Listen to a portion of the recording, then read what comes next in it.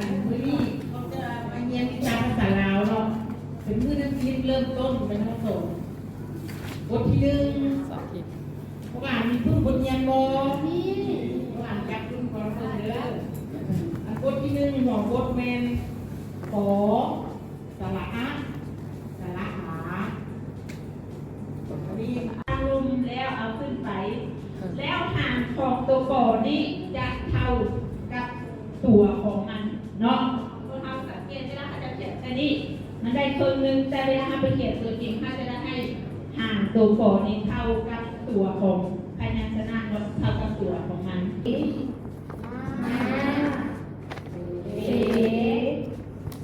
อลิง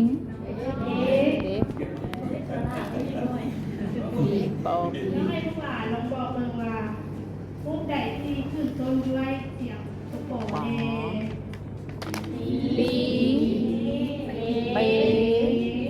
ปี